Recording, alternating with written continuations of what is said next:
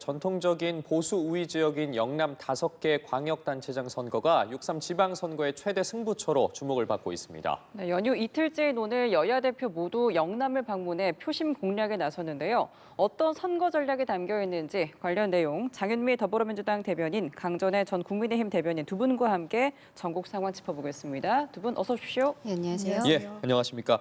선거가 이제 한 달여 앞으로 다가왔습니다. 두 분도 이제 판세 읽으시느라 더더욱 바빠지실 텐데 관련된 내용을 바로 좀 들어가 보도록 하겠습니다. 영남과 관련된 이야기 계속해서 나오고 있어요. 먼저 정청래 민주당 대표, 오늘부터 2박 3일 동안 영남 동진 일정을 시작했다라는 이야기 나오고 있는데 현재 지금 영남 지역의 판세 어떻게 보고 계시는지부터 여쭤보겠습니다. 저희가 초반부터 전망 드렸듯이 사실 국민의힘이 후보 확정이 좀 민주당에 견주어 봤을 때 늦었고 4분 5열 양상이 있었다는 점은 지울 수가 없습니다. 다만 이 대진표가 완성이 되면 특히 민주당으로서는 녹록지 않은 지역인 영남권 관련해서는 1대1 구도가 확립되면서 보수 색계열집이 분명히 일어날 거다라는 건 사실 변수가 아닌 상수로 전제하고 이 선거에 좀 임했던 부분이 있고요.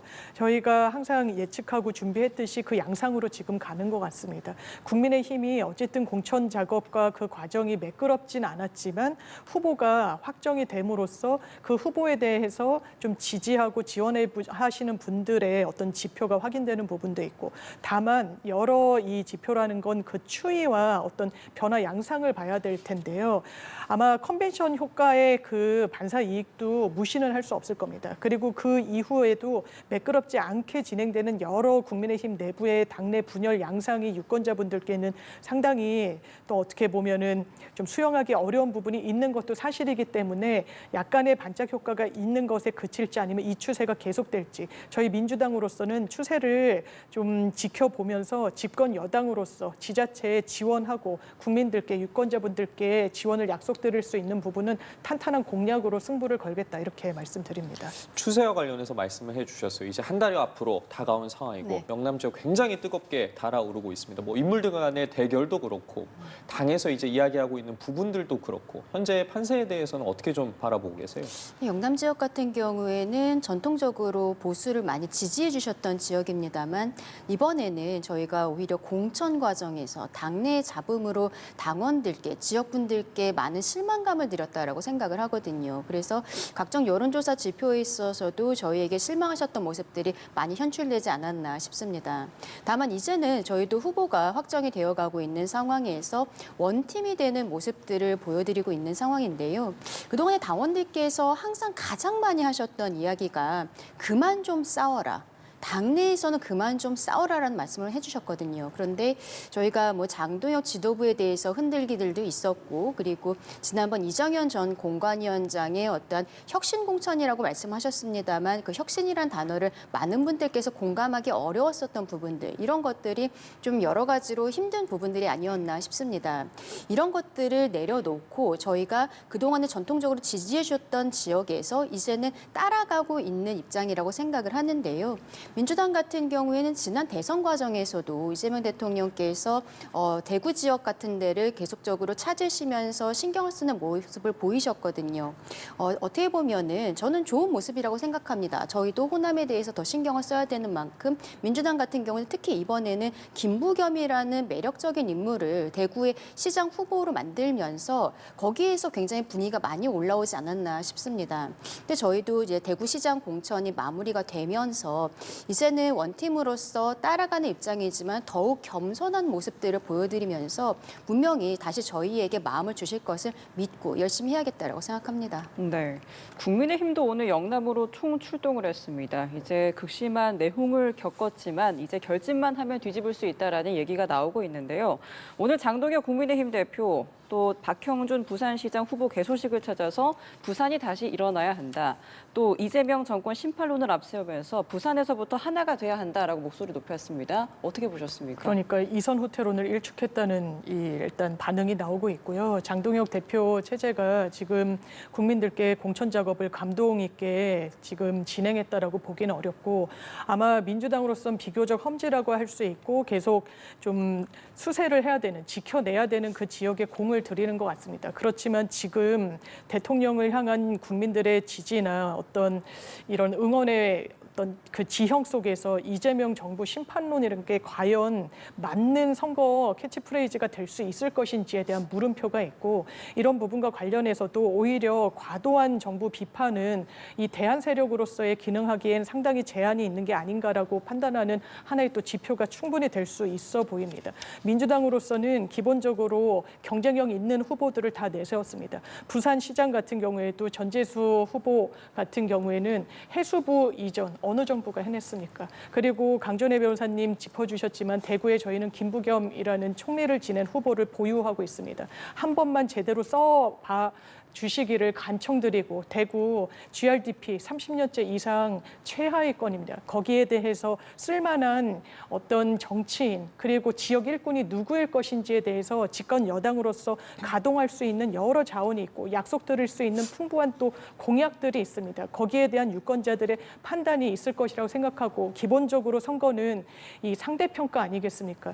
민주당은 가동할 수 있는 부분, 준비할 수 있는 부분 채비하는 것이 어떻게 보면 착착착 진행되어 왔던 부분이 있습니다. 거기에 견주어 봤을 때 국민의힘은 상당히 국민 기대치에 미치지 못하고, 오늘 부산시에서 있었던 하나의 에피소드를 보더라도 이 계엄에 대해서 반대를 하거나 비판하는 입장조차 수용되지 않는 상황, 사실 장동혁 지도부가 가져온 부분이 있습니다. 서울, 경기, 수도권 이 선거에 있어서 상당히 어떻게 보면 유권자들 눈높이, 판단, 그리고 법원의 평가에도 미치지 못하는 그런 기조로 선거를 치렀을 때 이 부분이 과연 승리를 견인해낼 수 있을 것인가, 거기에 대해서 민주당으로서는 선거는 특히 끝날 때까지 끝난 게 아니라는 그 겸허한 자세로, 다만 지역 유권자분들께 맞춤형 공약으로 해드릴 수 있는 지원으로 약속드리겠다는 점을 거듭 말씀드립니다. 네, 장 대표는 이날 개소식을 국민의힘의 출정식이라고 규정하기도 했고, 또 조경태 의원의 축사로 잠깐의 논란도 있었다고요.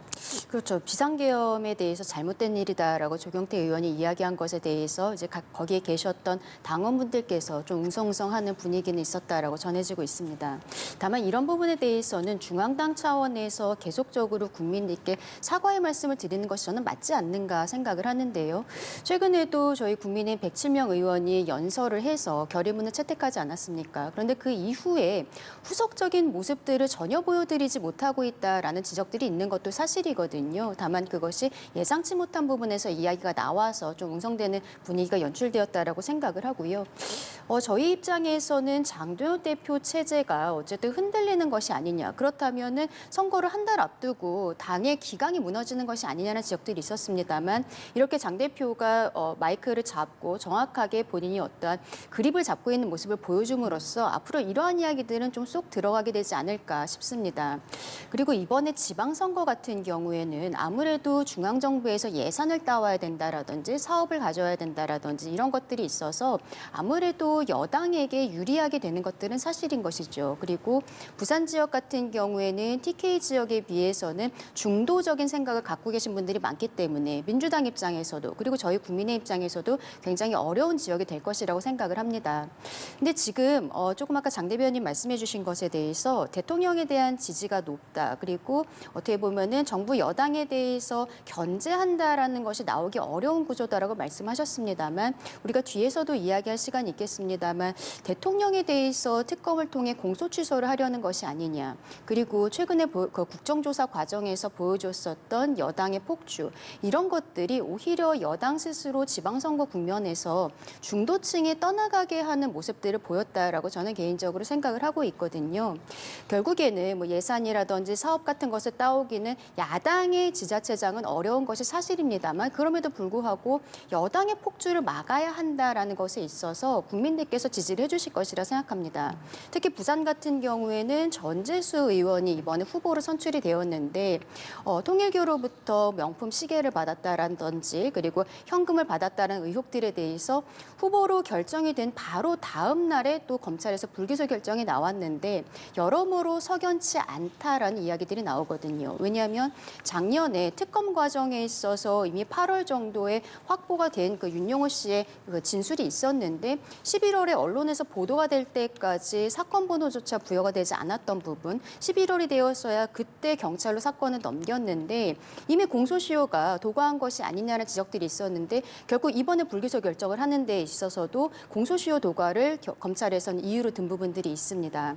오히려 전재수 의원이 나왔다라는 것이 저희 입장에서는 부산 지역에서 중도층의 민심에 더 소구할 수 있는 부분도 분명히 있을 것 같다라는 생각이 듭니다.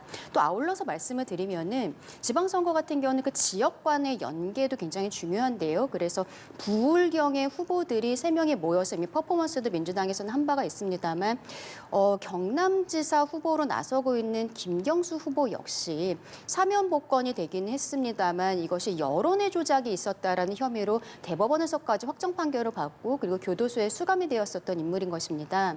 이러한 부분에 대해서도 민주당에서 계속적으로 전과가 있는 사람들, 사법 리스크가 있는 사람들에 대해서 오히려 우대하고 있는 것이 아니냐라는 국민적 역풍이 올 수 있다라고도 말씀드리고 싶습니다. 부울경 후보들에 대해서 말씀을 해주셨으니까요. 바로 좀 이야기를 들어봐야 될 것 같습니다. 일단 주권자를 압도하는 존재는 없습니다. 선거에선 더 그런 거예요. 만약에 과거에 어떤 뭐 법 위반 사실이나 이런 부분 처벌을 받고 그 부분까지 포함해서 유권자분들이 국민의힘 주자와 민주당 후보 그리고 다른 기타 정당의 후보들을 보면 겨루시는 겁니다. 지금 국민의힘 후보라고 해서 그런 결함이 없는 후보들 있습니까? 다 그렇다고 얘기할 수 있습니까? 이를테면 뭐 당원 게시판 논란이나 이런 부분은 뭐 국민의힘 후보는 아니지만 보수 진영에서 나오고 있는 의혹이 완전히 깔끔히 해소된 채로 지금 뛰고 있는지 아는 부분도 있거든요. 그러니까 유권자들이 판단하는 겁니다. 과거의 이력과 그렇지만 미래에 대해서 청사진을 어떻게 부각할 수 있을 것인지에 대해서 그렇다면 뭐 아까 전재수 후보에 대해서도 말씀 주셨지만 이 부분과 관련해서도 시효가 이렇게 지날 만큼 동안 갑자기 그 통일교 2인자의 진술 입에 의존해서 수사한 부분과 관련해서 이 부분이 무혐의로 끝났음에도 불구하고 계속해서 정치적 공세로 삼는 부분이 과연 국민의힘의 선거 캠페인에 도움이 될 것인지 아니면 해수부를 옮기겠고 부산 경제를 살리기 위해서 어떤 보관을 갖고 있겠다고 말씀드리는 게 유권자의 마음을 더 흔들 것인지 여기에 대한 지혜로운 평가가 있으실 거라고 생각이 들고요. 기본적으로 민주당으로서는 여러 주자들과 관련해서도 지역에 맞춰서 해드릴 수 있는 모든 것을 가동하겠다. 당 지도부까지 나서서 어떻게 보면 지원을 아끼지 않겠다. 이것이 단순히 선거의 전략에 머무는 것이 아닙니다. 이게 지자체의 어떤 선거에 임하는 자세일 수밖에 없는 게 기본적으로 5급 3특이라는 지방 균형과 관련해서는 이재명 정부의 아주 현안 수건 사업이기도 합니다. 이 부분을 정확하게 약속드릴 수 있는 이런 선거의 상황에서 지나친 정치 쟁점화에는 공감하기 어려운 부분이 유권자분들께 많으실 거라고 생각합니다. 강 대변인께서 지금 부울경 인물들에 대해서 후보들에 대해서 말씀을 해주셨기 때문에 바로 이제 반론에 대해서 좀 들어봤던 거고 그리고 앞서 이제 장 대변인께서 말씀하셨던 부분에 대해서도 좀 여쭤봐야 할 것 같아요. 후보들 몇 명끼리의 경쟁도 있겠지만 지도부 역시도 공을 들이고 있는 이유가 있고 그와 관련돼서 이야기가 계속 나오고 있는 상황 속에서 장동혁 대표와 관련해서 이제 이선 후퇴론이 일축된 상황이다라고 말씀을 해주셨는데 앞서 송원석 원내대표랑 불화설 이야기가 계속 나왔었습니다. 이번에 근데 일정을 같이 하면서 좀 이를 계기로 장동혁 대표의 이선 후퇴론도 좀 사그라들지 않겠냐라는 이야기도 나오고 있고 실제 지도부 간의 단합을 보여주는 모습이잖아요. 어떻게 좀 평가해야 되겠습니까? 그렇죠. 뭐 선거 기간에는 부부도 따로 선거 운동한다. 뭐 송원석 원내대표가 그런 말씀도 하셨는데요. 그동안의 갈등으로 보였었던 부분들은 이제는 좀 마무리가 되는 것이 아닌가 싶습니다. 조금 아까 부산에서 지금 나오고 있는데요. 영상을 보시면은 김문수 전 장관이 가 계세요. 김문수 전 장관이 여러 그 지자체 선거에 있어서 명예선대위원장을 하고 계시거든요. 이것도 장동혁 대표와의 어떤 불화 같은 것들이 김문수 전 장관에게 당원들의 지지가 가고 있는 것이 아니냐라는 이야기들도 있었습니다만 결국에는 모두가 손을 잡고 하나된 모습들을 보여드리고 있습니다. 저희가 이제 선대위가 아직 완전히 꾸려지지 않았기 때문에 이러한 이야기들도 나오고 있는 것으로 보여요. 왜냐하면 송원석 원내대표가 김기현, 나경원, 안철수 이렇게 3명의 공동선대위원장을 구상하고 있다라는 언론의 보도들이 있거든요. 그리고 장동혁 대표는 당대표로서 본인이 선대위원장을 해야 된다라고 주장을 하고 있습니다만 지금 영상을 보셨듯이 선대위원장 자리를 넘어서서 당대표로서의 본인의 위치 그리고 본인의 메시지들을 지금 계속 강하게 내고 있는 것이 사실입니다. 어떠한 역할을 맡던지 간에 당대표라는 부분에 있어서는 이제는 흔들리지 않을 것이라고 저는 개인적으로 생각을 하고요.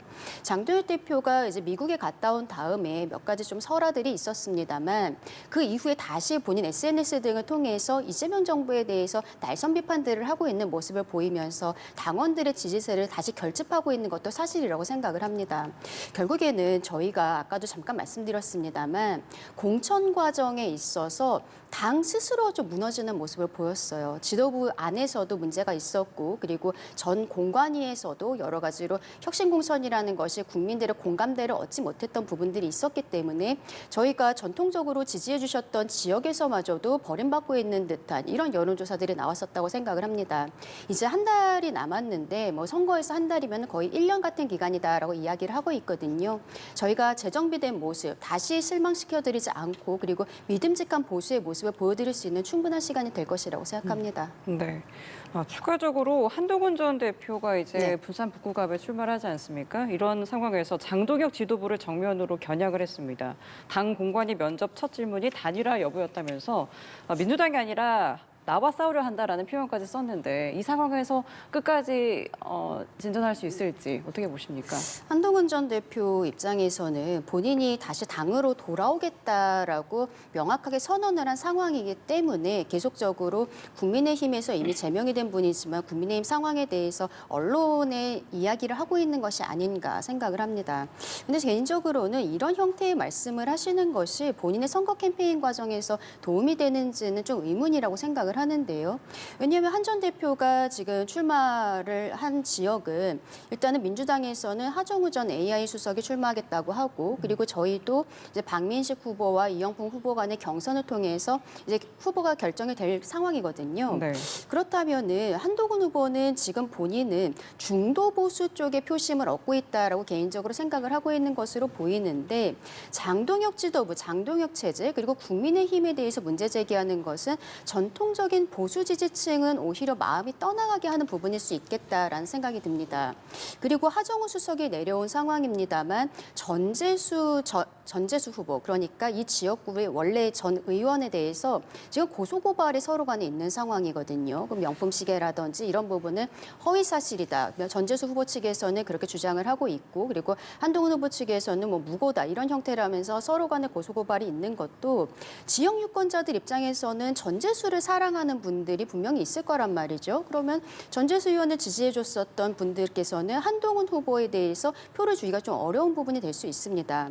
그러니까 이러한 것들이 한 전 대표 입장에서는 본인이 당으로 돌아와야 되고 스스로 대권주자라고 생각을 하고 있기 때문에 중앙당에 대해서 중앙 언론에 대해서 계속적으로 이런 이야기들을 하고 있는데요.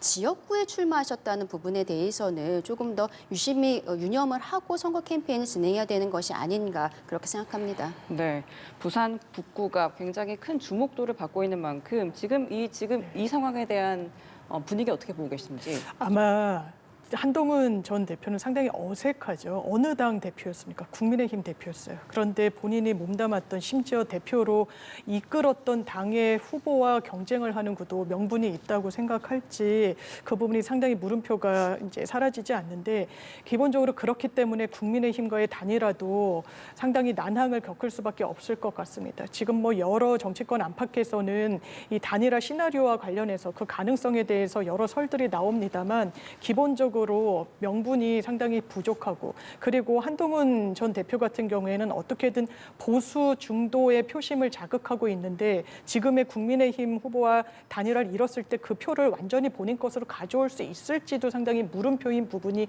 있습니다. 그렇기 때문에 아마 정치공학적이나 더하기 빼기 이 셈법을 했을 때 이 민주당 후보와 국민의힘 후보 그리고 한동훈 전 대표의 3파전으로 이뤄질 가능성이 크지 않을까. 아마 본인은 완주밖에는 다른 선택지가 없을 겁니다. 어떻게 보면 많은 일을 각오를 하고 배수진을 치고 이 부산 북갑이라는 지역을 낙점해서 왔기 때문에 완주는 할 것인데 그 완주의 끝에 승리가 있을 것인지 없을 것인지에 대해서는 아직까지도 명확하지는 않다. 그리고 3파전으로 치러졌을 때의 그 반사이익은 아무래도 민주당 쪽으로 귀속할 가능성이 좀 있어 보여서요.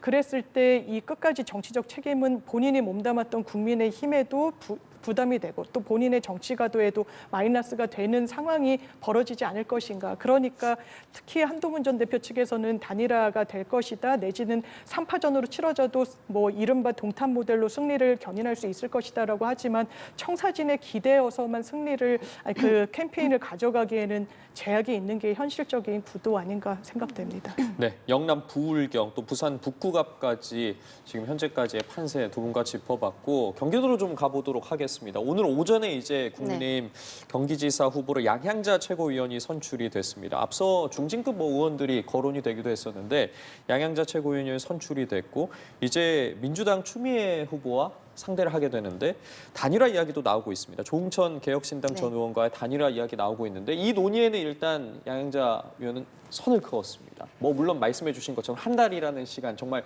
1년의 시간이기 때문에 무슨 일이라도 벌어질 수 있겠지만 지금 상황만 놓고 봤을 때 경기지사 판세 어떻게 읽고 계십니까?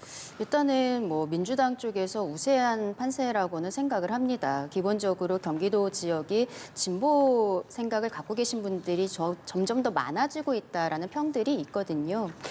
저희가 어쨌든 경기지사에 대해서 가져오지 못했었던 것은 꽤 오래된 부분들이기도 하고 추미애라는 강성 진보의 생가를 갖고 있는 분이 나왔기 때문에 집결하는 모습들도 어느 정도 민주진영에선 있지 않을까라는 생각을 합니다.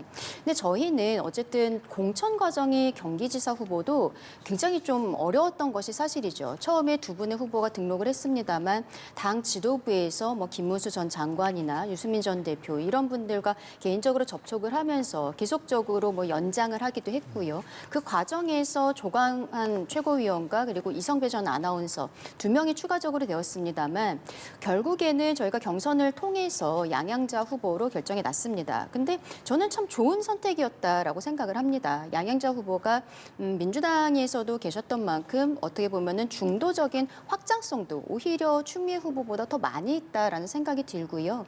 삼성전자에서 이제 상업계 고등학교를 졸업하시고 정말로 바닥에서부터 시작하셔서 임원까지 갔었던 이 스토리는 우리 국민들께서 좋아하시는 어떠한 스토리라고 생각을 합니다. 사람에게 이러한 뒷 배경이라는 것이 단단하게 있구나, 스스로 이뤄내신 분이구나라는 생각이 들 수밖에 없는 것이죠. 그런데 반대로 추미애 의원 같은 경우에는 어떻게 보면은 꽃길을 걸어온 판사 출신에 그리고 민주당에서 영입을 해서 오랫동안 어떻게 보면은 광진구에서 국회의원을 하셨는데요. 이번 그 민주당의 토론 과정에 있어서도 경기도지사 후보임에도 불구하고 경기도 현안에 대해서 제대로 파악하지 못하고 있는 것이 아니냐라는 지적이 나왔던 만큼 저희가 실력에 있어서 양향자 후보가 분명히 국민들께 보여드릴 수 있는 부분들이 있을 것이다 생각을 합니다. 근데 조응천 개혁신당 후보가 출마를 한 것이 있어서 단일화 이야기는 계속 나오고 있습니다만 단일화는 저는 개인적으로는 지금으로서는 쉽지 않을 것 같다 생각합니다. 지난 대선 과정에도 김문수, 이준석 단일화에 대해서 저희 국민의힘에서는 계속적으로 러브콜을 했었지만 끝까지 되지 않았던 부분들이 있고요. 그리고 다른 지역에서도 개혁신당에서 계속적으로 후보들을 내고 있기 때문에 경기지사에 대해서만 단일화를 한다는 것은 또 맞지 않을 수도 있는 것이거든요. 왜냐하면 다른 지역도 결국에는 박빙의 과정에서 여러 가지 이야기들이 나올 수 있습니다. 조응천 후보 같은 경우에는 본인의 인지도라든지 그리고 당의 스펙트럼 같은 것들을 좀 넓어서 이분도 역시 중도 확장적인 메시지들은 낼 수 있을 것이라 생각합니다만 지금으로서는 단일화 이야기보다는 각자가 먼저 본인들의 매력을 국민들께 소구하는 것이 먼저 아닌가 생각합니다. 일단 현 상황에서 각 후보들이 본인들이 이야기하고 있는 부분을 국민께 설득하는 게 우선이다라고 말씀해 주셨는데 오늘 이제 양향자 위원회 선출된 부분 민주당에서 바라보는 시선도 궁금하고 뭐 물론 시간이 아직 많이 남았기 때문에 지금 단계에서 이야기할 건 아니지만 그럼에도 불구하고 추후에 이제 단일화까지 두고 봤을 때 그 가능성에 대해 어떻게 보시는지까지 여쭤보겠습니다. 일단 짚어주신 대로 양향자 후보는 입지전적인 삶을 사신 분이에요. 경쟁력이 그 부분에서 있습니다. 본인이 이 삼성전자에 취직을 해서 여성으로서 그리고 고졸 사원으로서 임원이 되고 거기에 대한 전문성을 확보한 부분이 있죠. 그런데 그 후보의 경쟁력을 누가 깎아먹었습니까? 국민의힘이 공천하면서 상당히 그 훼손한 측면이 있거든요. 양향자 후보가 진작에 출마의 깃발을 걸었을 때 매우 양향자 후보의 어떤 장점과 겹치는 다른 대안 후보들을 모색하고 이랬지 않았습니까? 그래서 물색된 부분이 이상배 전 아나운서이기도 했고, 물론 경선 과정을 거치면서 양양자 후보로 확정이 됐습니다만 이 어떤 내홍의 상처를 안고 이 본선에 나서게 됐다. 그 부분은 좀 안타깝게 생각하는 부분이 있고요.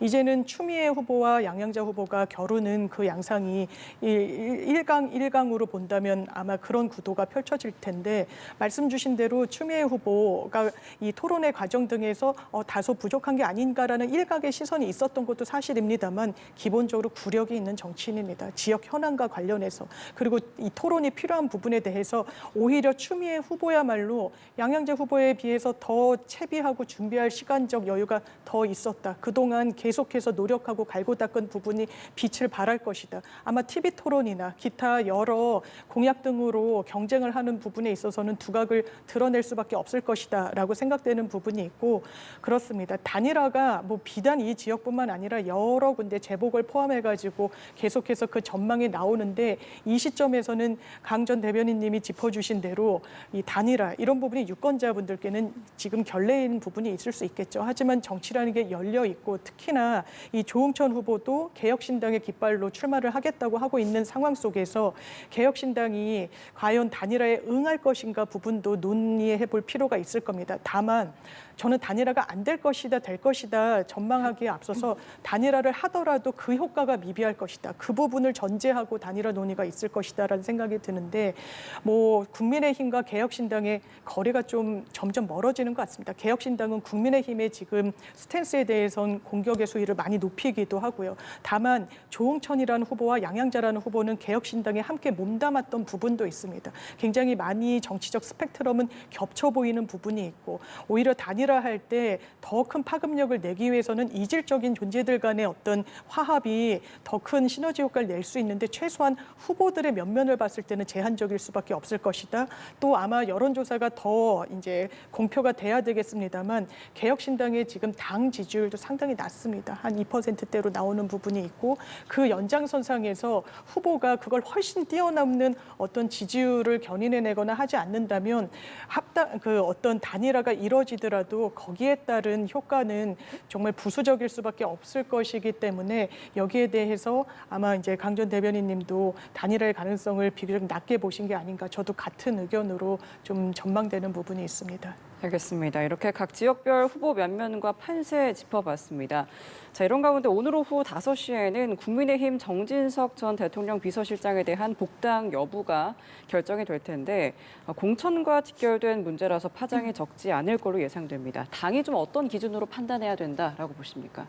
일단은 정진석 전 비서실장에 대해서 문제가 되는 것은 기소가 되어 있다라는 것이죠. 다만 정진석 실장은 관련 재판에서 선서를 하고 이야기할 때 계속적으로 본인의 비상계엄에 완전히 반대를 했었다라는 입장들은 천명을 한 바가 있거든요.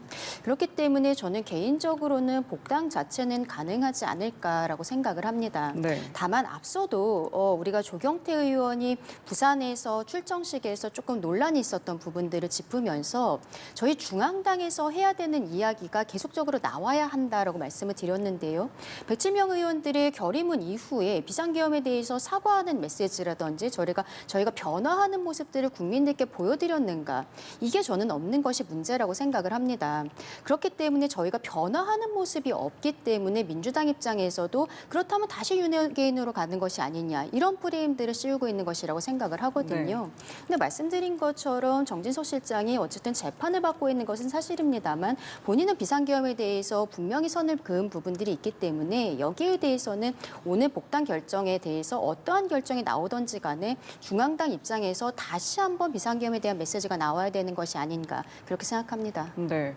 민주당은 이제 국민의힘이 스스로 쇄신 기회를 걷어차고 윤 어게인으로 귀결됐다라고 비판하고 있고, 결과에 따라서 또 친윤 공천 논란이 다시 좀 불붙을 가능성도 있겠습니까? 그럴 수밖에 없을 네. 겁니다. 정진상 전 비서실장이었어요. 계엄 국면에서 대통령을 가장 지근거리에서 보좌하는 직이 있다면 그건 비서실장입니다. 그리고 단순히 뭐 어떤 계엄에 내란에 조력했다 떠나서 이후에도 대통령실의 기물과 관련해서 증거를 인멸하려고 했던 그런 혐의로도 문제가 되고 있고 혐의가 더해지고 있는 그런 부분이 있습니다. 그런데 정진석 전 비서실장을 공천을 주지 않을 것인가? 저는 개인적으로는 공천을 받을 가능성이 좀 높다라고 봅니다. 왜냐하면 이미 공천을 받은 국민의힘의 후보들과 차별성이 없거든요.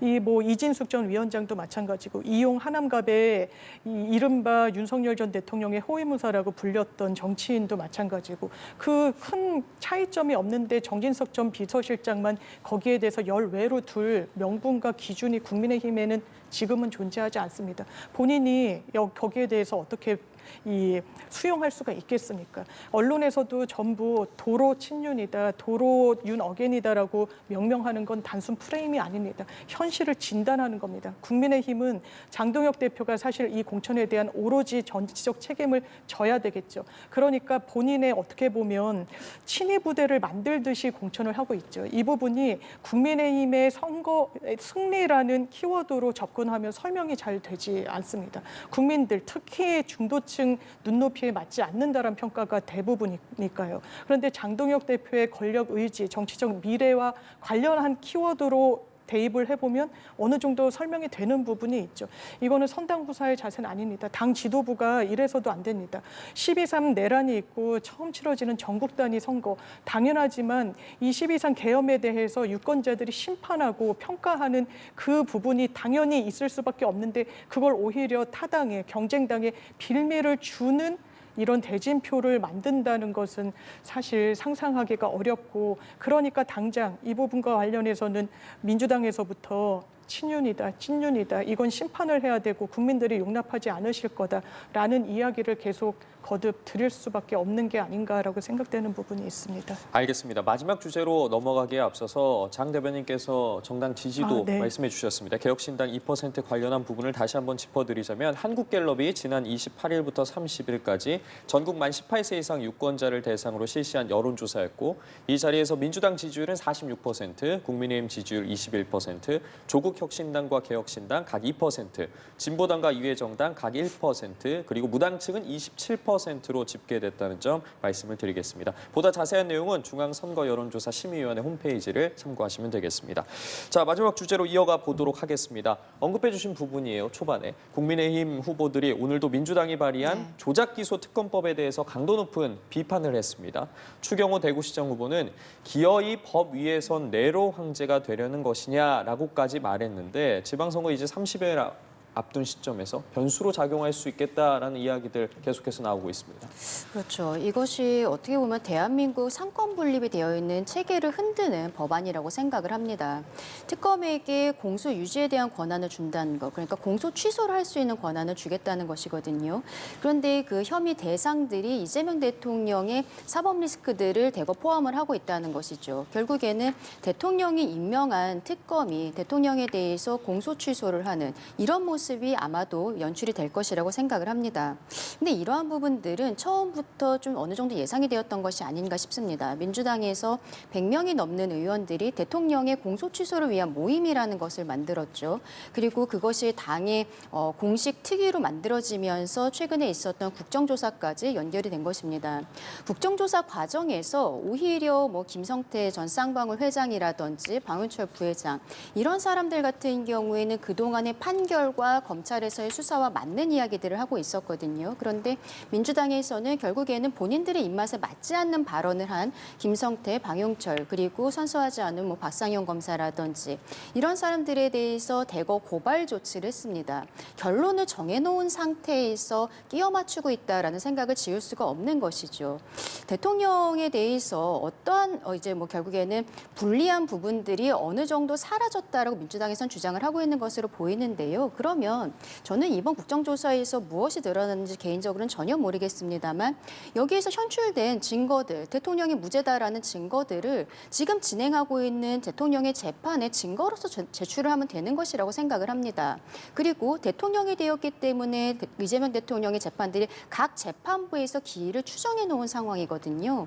다시 열릴 수 있는 것이죠. 증거를 제출을 하고 그리고 국민적인 혼란을 잠재우기 위해서 대통령께서 스스로 본인의 재판을 빨리 받겠다라고 이야기하시면 되는 것이 아닌가 생각합니다. 오늘 언론 기사를 보니까 청와대에서는 이 특검 법안에 대해서 별다른 입장은 없고 위헌적이지 않다면 제가 하게 될 것이다라는 보도가 나왔는데요. 바로 이러한 것이 위헌적이라고 말씀을 드리는 겁니다. 입법부인 국회가 법안이라는 것을 통해서 본인들이 가지고 있는 권한을 통해서 이것을 남용하고 있는 것이죠. 사법부에서 지금 정상적으로 진행이 되고 있었던 수사와 재판에 대해서 모두 무력화하겠다라는 것. 결국에는 이것이 대통령을 위한 것이 아니냐라는 국민의 질문에 민주당은 제대로 대답하지 못하고 있다고 생각합니다. 저는 이렇게 지방선거를 앞두고 국정조사를 시작할 때부터 민주당에서 정무적인 판단이 잘못된 것 같다라고 말씀을 드렸는데 결국엔 이 법안을 바로 그 5월 안에 통과를 시키겠다라고 이야기하는 것은 그 과정에서의 어떠한 갈등 같은 것들이 국민들께는 좋지 않게 비칠 수 있다고 저는 생각을 하거든요. 이번 지방선거에 있어서는 굉장히 중요한 포인트가 되지 않을까 생각합니다. 그러니까 특검법을 언제 본회의에 올리고 또 처리할지 이 대통령의 재가와 이어지는 특검 임명까지 호흡이 길고 또 폭발력이 큰 이슈이기 때문에 이번 선거에도 영향을 미치지 않겠냐라는 일각의 이야기들도 나오고 있고 짚어주신 것처럼 국민의힘에서는 그 수위, 비판 수위조차 높아지고 있습니다. 어떻게 좀 들으셨습니까? 네, 말씀 주셨다시피 특검을 하기 위해서 국정조사를 한 게 아닙니다. 국정조사를 하는 과정 중에 드러난 사실관계들에 주목할 필요가 있는 거예요. 왜냐하면 정확한 사실에 기반해서 정치적 판단도 뒤따르는 거 아니겠습니까? 이를테면 그런 겁니다. 녹취된 이걸 이 국정조사 과정 중에 틀었어요. 재창희형이라고 그 수사했던 검사들도 다 이야기를 합니다. 그게 녹취록에는 실장님이라고 바뀌어 있는 거예요. 그러니까 이 속기사분한테 책임을 미룹니다. 속기사를 증인으로 불렀더니 자기는 들리는 대로 적었다고 하는 거예요. 재창이 형이라고 들린다고 합니다. 실장님은 누굴 겨냥하는 겁니까? 이거는 정진상 그 비서실장을 겨냥하는 거예요. 이거는 조작인 겁니다. 이를테면 이재명 당시 이 대표에 대해서 피해자로 입건조차 하지 않았는데 압수조서에는 피의자 이거는 개통을 전혀 지키지 않고 수사한 겁니다. 왜? 이재명 세 글자를 지우면 도저히 용납될 수 없는 설명되지 않는 수사를 했던 거예요. 비단 그렇지 않습니다. 이 대장동뿐만 아니라 대북 송금 사건 대통령의 윤석열 대통령한테 일일 보고했다라는 의혹까지 불거졌습니다. 그리고 이 검찰의 육성 들으시지 않았습니까? 회유하고 압박하고 종용하는 이런 부분들. 더 나아가서 이 서해 공무원 피살 사건과 관련해서도 국방부는 처음에 대통령실의 입장이 우리 전혀 안 바뀌었다. 사실관계를 번복할 내용이 없다라고 보고를 올리자 김태호 안보실 1차장이 싹싹 지우면서 이거는 이 월북 자진 의사가 없었다는 취지로 가이드라인을 주면서 수사를 완전히 다 처음부터 번복한 거 아닙니까? 이런 부분이 대한민국의 사법 역사에 남아서는 안 되는 겁니다. 저는 국민의힘의 정치인도 이런 수사의 희생양이 돼서는 안 된다라고 생각합니다. 그렇다면 민주당에선 말씀 주신 대로 정무적인 부담이 따를 수 있습니다. 선거 앞두고 달리 판단하시는 분들 계실 수 있어요. 그런데 이걸 바로 다음 수사 단계로 진입하지 않으면 실기하고 기간을 놓치고 증거인멸이 이뤄지고 할 수 있는 상황 속에서 불가피한 선택이었습니다. 거기에 국민의힘이 문제의식을 가지고 계시는 어떤 조항이 있다면 논의할 수 있는 겁니다. 그것조차 선거를 앞두고 이것은 틀렸다. 이건 공소 취소를 향한 빌드업이다라고 하면 한 단계도 못 나가는 겁니다. 논의에 같이 참여를 해서 대안을 내시는 게 수순이 아닐까 생각합니다. 알겠습니다. 여기까지 6.3 지방선거 핵심 이슈와 판세를 장윤미 더불어민주당 대변인, 강전애 전 국민의힘 대변인 두 분과 함께 짚어봤습니다. 오늘 말씀 고맙습니다. 고맙습니다. 감사합니다.